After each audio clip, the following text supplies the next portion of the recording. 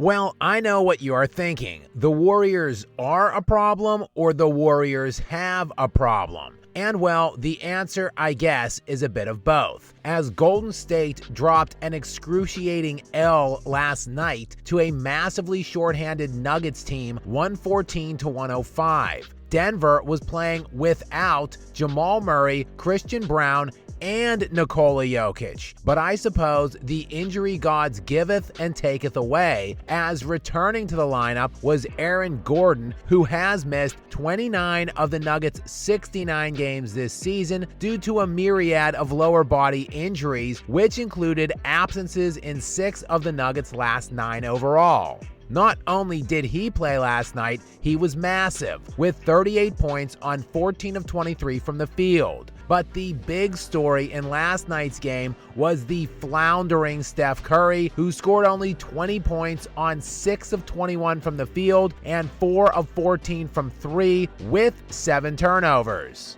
After the game, Steve Kerr talked about just how tired and fatigued Curry is. He's tired. So we got to get him. We got to get him some rest.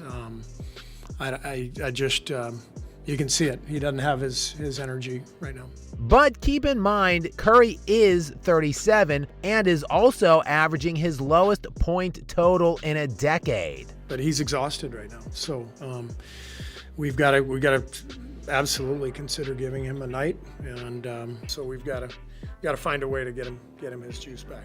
But will 37-year-old Steph Curry have that juice for not only the stretch run into the playoffs, but what lies beyond that when the postseason begins? Can he be the Steph Curry of old then, or just an old Steph Curry? Well, the answer to that will dictate how far this Warriors team can go. Because if Curry's wheels don't entirely fall off, this Golden State team has what it takes to be true contenders. If his wheels do fall off, well, you saw what that looks like last night in that putrid display of ass. Prior to the game last night against the Nuggets, though, the Golden State Warriors were already on an absolute tear since the trade deadline, going 14-2 in their last 16 heading into that contest. The recent resurgence following the Jimmy Butler deadline deal has the Warriors up all the way to the 6th seed out west, and shockingly only 3 games out of the 2 seed.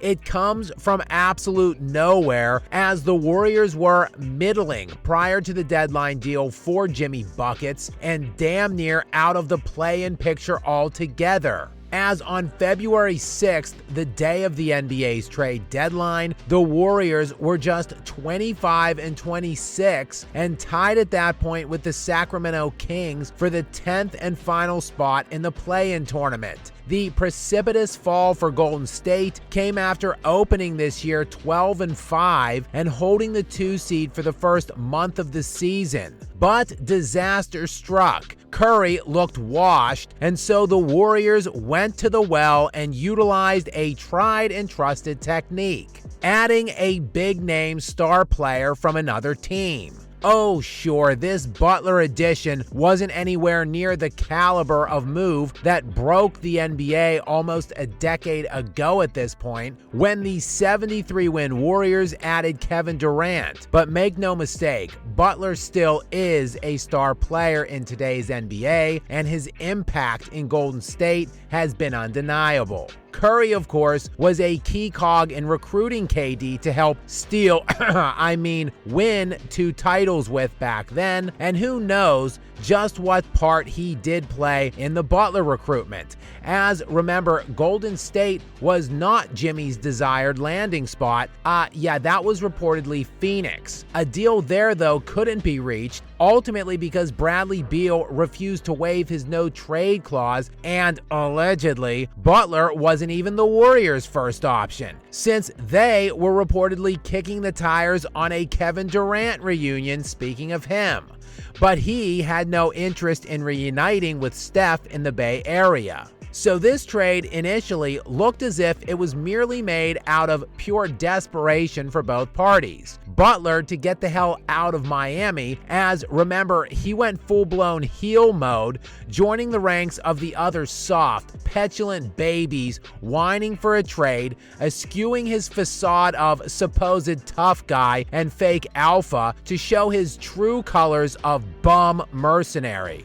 While the Warriors were just desperate to add any star player to help Steph try to steal, chase down another ring with as much help as he could possibly get. Yes, a guy desperate to dump his team and wanting more help crawls his way to a team desperately looking to get their star more help. A marriage of pure convenience and, again, desperation. But this trade didn't even move the needle at the time amid the far flashier Luka Doncic to the Lakers move. But while the Lakers have admittedly also looked great since snaring Doncic at the deadline, the Warriors have undeniably been better. In fact, they're damn near the best team in the NBA. Over the last 15 games, the Golden State Warriors are now the second best net rated team in the entire league. Their 11.8 team net rating during that span is second only to the Cleveland Cavaliers,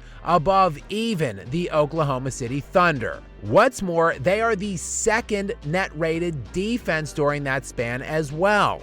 So while the Thunder look damn near unbeatable at the top currently, really there are no other invincible or flawless teams out west. And while the Thunder do seem like they are that team, they are still somewhat untested in extreme playoff conditions, since they did not necessarily answer the bell a year ago, shrinking in the clutch while the Mavericks eliminated them in the second round in 6 games. Now, it does seem that the Thunder have taken the next step, but they will have to first prove it when it matters most. They are still, after all, a very young team with only one player in their core rotation over the age of 26. Meanwhile, the Warriors could not possibly be more battle-tested, with Butler making 2 lengthy finals runs in his career while earning the moniker of Playoff Jimmy as one of the greatest playoff risers of this or any era. That is, of course, when he isn't all up in his feelings. And of course, it really does go without saying what Curry and Green have done in their playoff careers. So if there is a team out west that could stand in the way of a Thunder coronation, this Warriors team could be it. Of course, they pale in comparison